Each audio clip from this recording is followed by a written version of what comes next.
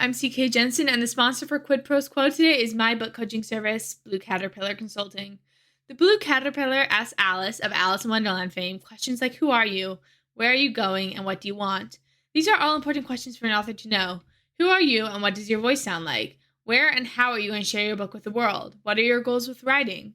I'm passionate about helping you answer these questions so you can learn how to be a better writer and how to improve your process so writing brings you more joy. If you're ready to level up your writing, you can email bluecaterpillarconsulting@gmail.com or visit the website at ckjensenauthor.com/BCC. BCC as in Blue Caterpillar Consulting. I can't wait to hear from you, and I hope you enjoy the episode. Welcome to Quid Pros Quo, where creativity meets academia. Here, we're all about leveraging our love of academia to improve both your creative writing practice and ours. Whether you're honing your craft or just beginning your writing journey, we're here to share scholarly insights, inspiration, and advice that benefits us all. Let's get started. Hello, and welcome to Quid Pros Quo. I'm Zach. And I'm Rin. And today we are continuing with our series on the politics of speculative fiction by talking about institutional and grassroots curation and censorship. This has been high on my list for topics to do as part of this entire series. So I am so excited for this. The way that we're talking about this, in the last two episodes, we've been building groundwork, right? Defining politics as arguments around the organization of public life.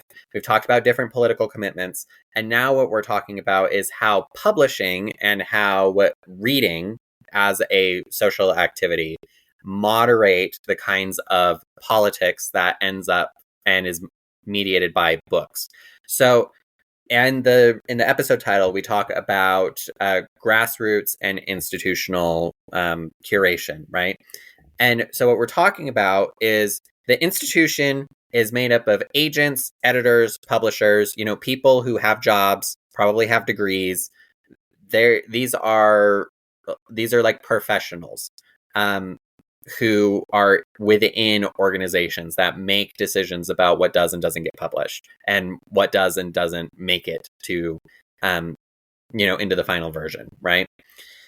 We're also talking about the reader network as the grassroots component, because there is not an umbrella organization that all readers belong to, that, readers have power within.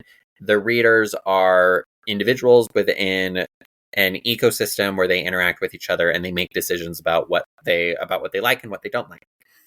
And I just want to explain a word choice that we made inside of this episode, which is that we're choosing to talk about the reader network rather than the reader community. And the reason for that is because oftentimes when people are talking about the reader community online, they are describing an illusion. Right? A community is a group of people who have repeated and regular contacts with the same people, right? A network is a group of people who are interested in the same things, who have, some aspect of themselves in common, where they may interact with each other, but it's not something that is going to last. It's not going to be something in general that is lasting. Social media, as a rule, is not good at producing cohesive communities. Of course, there are exceptions, but with the algorithmic nature of the internet, particularly advancing rage bait, it makes it very difficult to keep people together when everybody's upset and shouting at each other. For sure. This feels like a good time to mention that we have a Discord where we're trying to build a community, which we never talk about. It's always in the show notes, but we never talk about it. You should join our community if you want to talk more about us, more about this kind of thing with us. So you should join our Discord, because I think Discord is one of the places where you actually do get a community rather than just a network. Yeah, for sure. Let's get right into the institutions half of this episode. So institutions curate politics, and we're going to go into some definitions, because we love some definitions here on Quid Pros Quo. Curation is the selection and arrangement of elements to create a cohesive whole. And it's necessary because if imagine if a museum were to put on everything they had in their collection on display, then it wouldn't make the display wouldn't make sense because you would be seeing so many different kinds of artifacts from so many different time periods used for different purposes. Like, there's no cohesion there. That's just like a hoarded collection. Yep. So, and there's no story to that. And we all know how important story is. Like, story is what makes us human. So by selecting items, you can make a display with a coherent message that tells a story to the viewer, or in this case, the reader. Yes. And curation is something that people go to school to learn how to curate effectively and to think critically about the ethics that go into curation. This is part of what the Own Voices movement is about, where if the curational decision is to exclude voices from people of color, from the LGBTQ community, from the disabled community, then that is going to create a story which is not reflective of the broader diversity that exists inside of our society and in the broader world.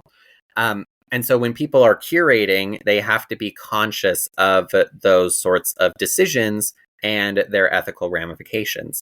One of the other things that we love on Quid Pros Quo is moving past binaries. So, yes, we're going to move past the binary of, good versus bad curation, and we're going to talk about the spectrum of curational possibilities. On the one hand, you can have what is called a representative sample. This is the thing that scientists are always after when they're trying to do statistics, right? They want the representative sample so that they can infer something about the group as a whole. And it's the same thing when we're talking about stories. If you have something that is a microcosm or a version in miniature of the big thing, then you can kind of understand it better. So that's on one end, the representative sample. On the other hand, you have selective sampling. Selective sampling oftentimes is about creating a more cohesive message and being really specific about it. So propaganda is an example of the selective sampling in order to advance a particular ideology or a particular narrative. Most curation is going to fall somewhere in the middle, is going to have some elements of the selective curation, some elements of the representative sampling. It just kind of depends on the curator, but it also depends on the context, right? Like a museum may have limited space, so they're going to you have to take into account those factors, like as well as part of the ethics. Like, we have limited space. What story do we want to tell? What narrative do we want to promote? If we're talking about like books, if you're thinking of like Utah has a bunch of amazing bookshops, and one of these like indie bookshops is Under the Umbrella, and they are a queer bookshop, and they just have queer books. So they very much have a selective sample. Well, is it selective? They try very hard for a representative sample. Well, it's like selective in some dimensions, but it's representative in other dimensions. Yes, exactly. And I think it's, they're doing what they can with the space they have, and they're trying to like fill a niche that has not been filled. Stuff like that. Go hit up your local bookstores and your libraries. You put in a note about libraries at the end of this episode as well. Slay. There's a lot of angst, especially right now, about how the publishing industry is curating politics because it seems really selective. This is what Zach was talking about with the Own Voices thing. Is like, so many Own Voices books don't get published. Like, and the ones that do, like, I'm trying to remember I was talking with like a non-binary or otherwise queer, like, trad pub off. I think it was Mason Deaver. I emailed them, or they spoke at a conference I was at. And they said, oh, it was really hard to find a place for this book because like publishers would be like, oh, we already have a trans book on the docket for 2025 or whatever year it was. Right. It was probably 2023. But like, it's hard. And there's a perception that the publishing industry is only selecting books to publish that align with the preferred politics of the agents. It's really interesting. There is this perception, regardless of where your political alignment is.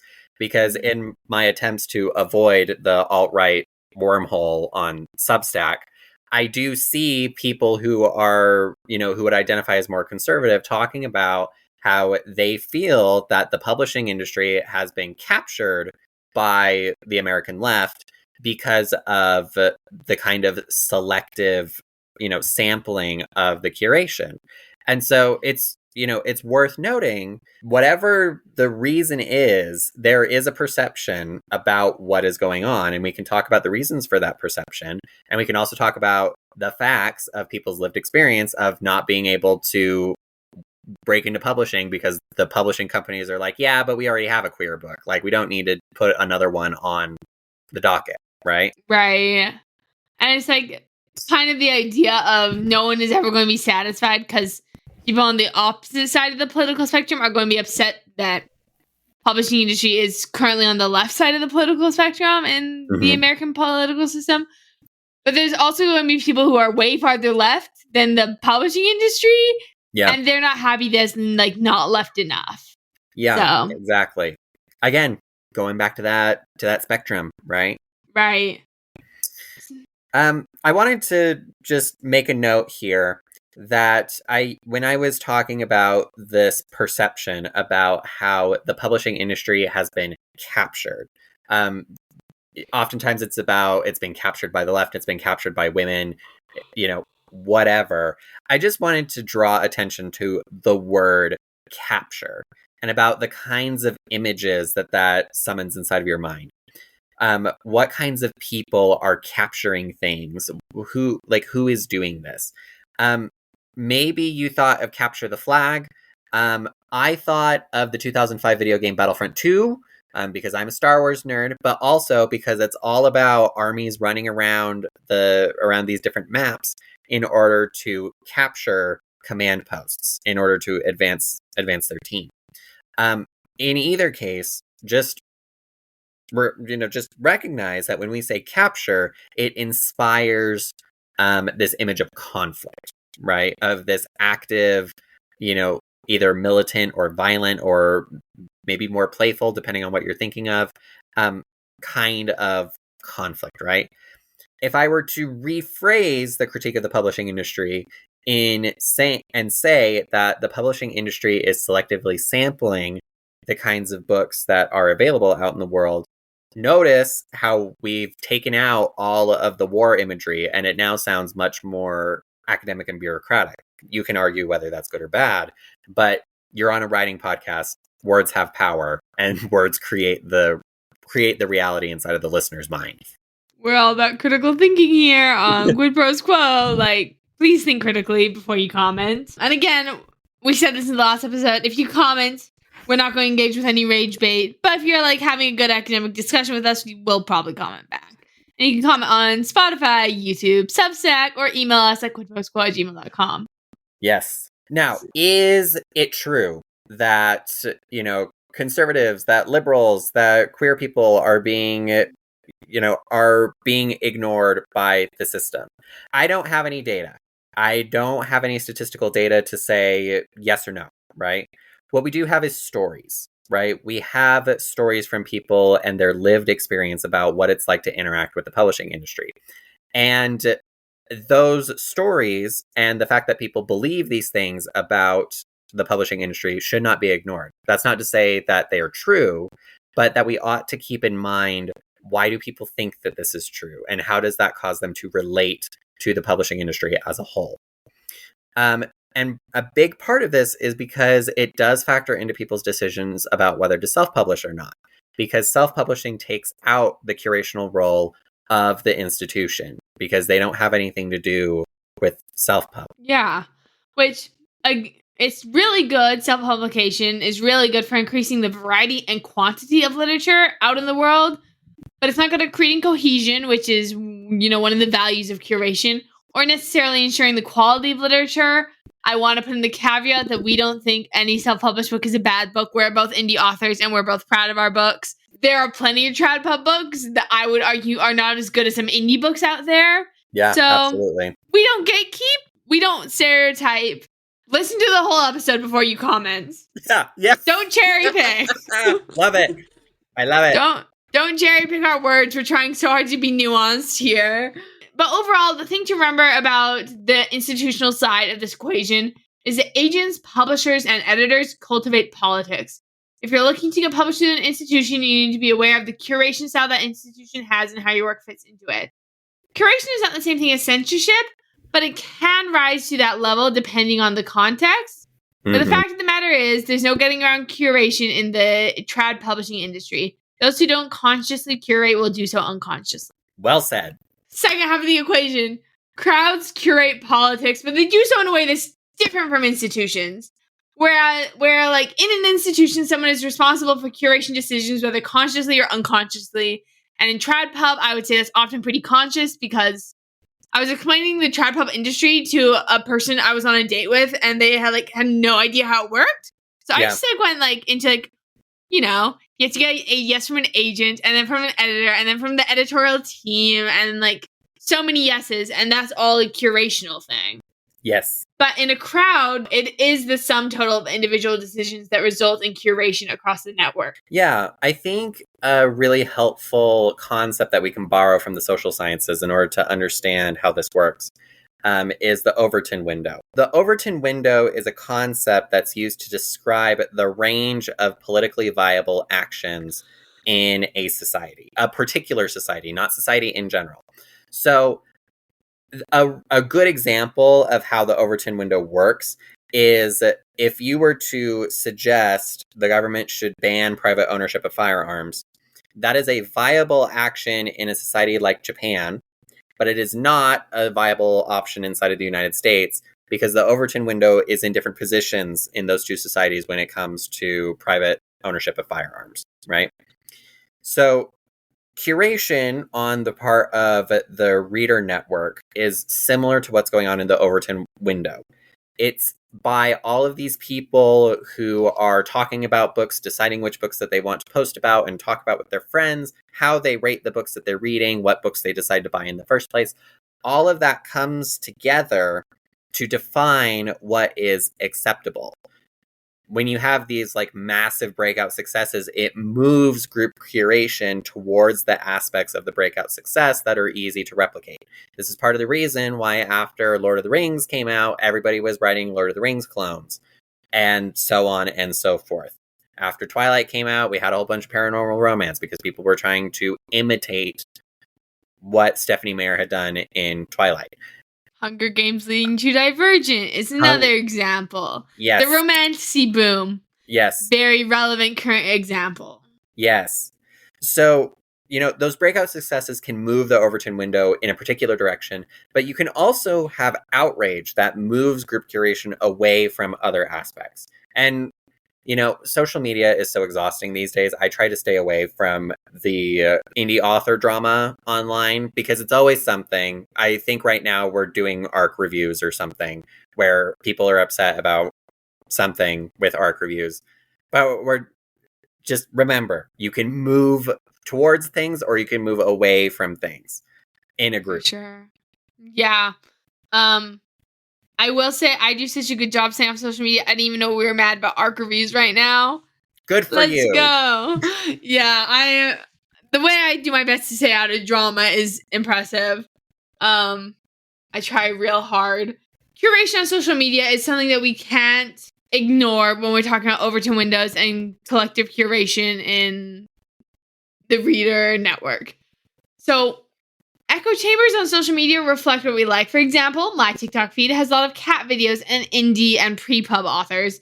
But another feed may have dog videos and trad pub authors, and of course anything else on the spectrum of content, because the internet is not only authors and dog and cat videos, but I think it would be a better place if it was only authors and dog and cat videos, actually. That's it. That's all we need. Authors and dog and cat videos. There are two axes, and that's the internet. So I wanted to add something about echo chambers, because I've been reading a lot about the history of the internet, and I just finished listening to a podcast called Long Lead that did 6 episodes on the history of the internet. And one of the things that I feel like we don't often think about is that as much as there are such a thing as echo chambers, by the flip side, these corporations do decide what we see, right? It's not necessarily that there is like some bureaucrat sitting at a desk who's like, oh, I'm going to set up Zach's feed like this and I'm going to set up Rin's feed like that, right?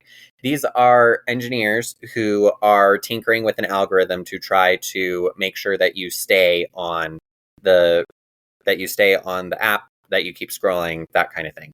And so when we're thinking about curation on social media, there is this grassroots element to it, but you should not overlook how big tech influences the way that crowds behave and the way that it tips the scales in certain directions.